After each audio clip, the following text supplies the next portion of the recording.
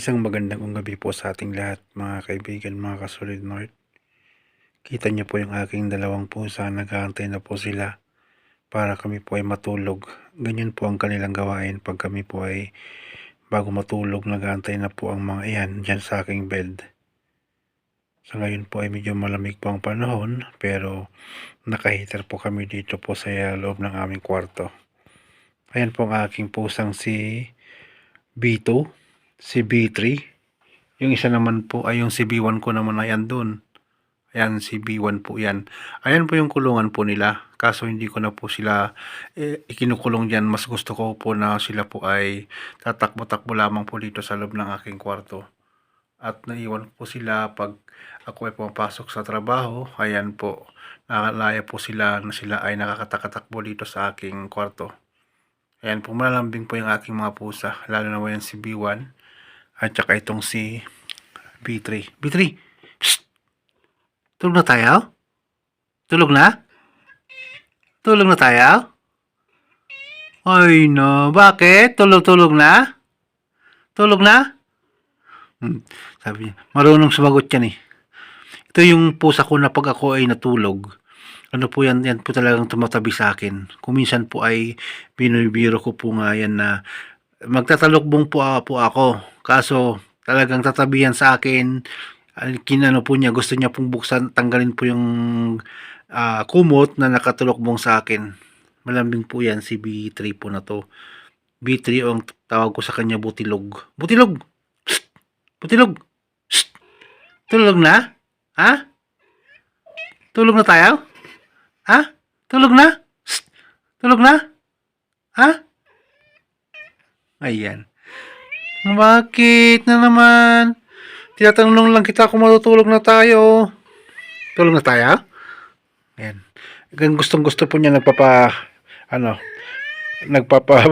Ayan. Yun namang isa, yun si B1. Ayan. Ang gagawin ko lang, tignan mo at papapupunta yan sa akin. Gaganyan ko lang yung aking binte. Tapos yan ay pupunta na.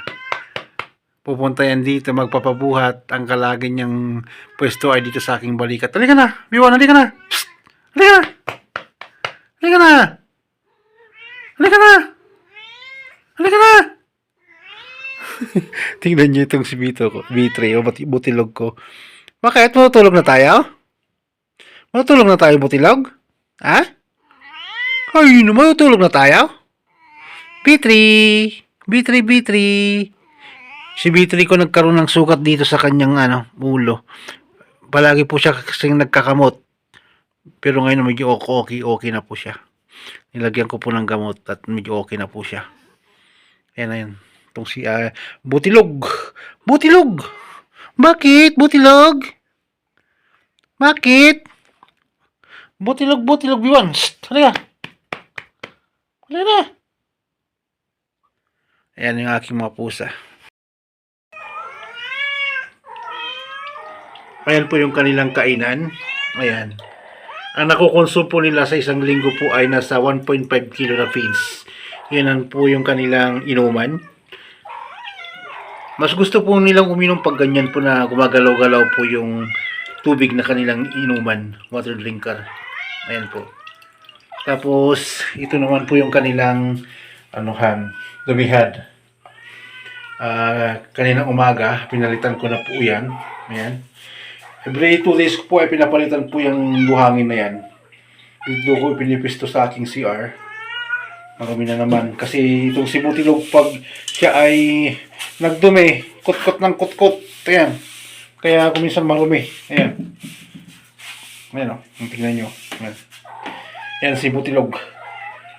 Kuminsan, ayan, nandidiri yan. Pag umihin or tumayan, nandidiri. Kung minsan hindi niya tinatapan yung kanyang ebak. Tingnan niyo po, ikot siya ng ikot. Iamuhin yan.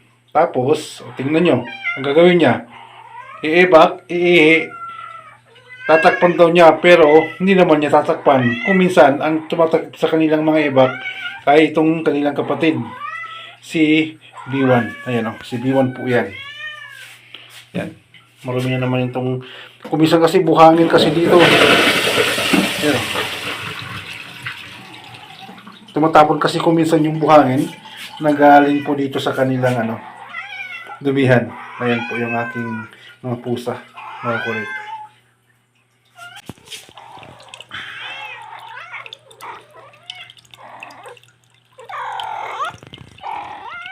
Bakit? Bakit? Hindi ito ang aking mga pusa. Nakahider po kami ngayon dahil masyadong malamig pong panahon. Kaya naawa ko sa aking mga pusa. Kung malamig po talagang andun sila sa aking tabi sa pagtulog, kulang na lang ay makisali sila sa kumot. Bakit? Iyak na naman, gabi matutulog na tayo. Tulog na? Tulog na yung B1B1 na yan. Ang B2B2. Ang butilog na yan. Butilog. Butilog. B1. Yan, amoy niya. Malalaki po sila, magkakapatid po silang tatlo. Ayan po yung ginawa kong laruan po nila, bahay-bahayan nila.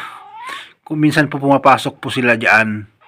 Nangan lamang po ngayon ay sira-sira na po yung labas kasi alam niyo na yung mga pusa, mahilig po silang magkakamaras ba. Kaya palaging andyan sila kung minsan andyan sa loob, mga kaibigan.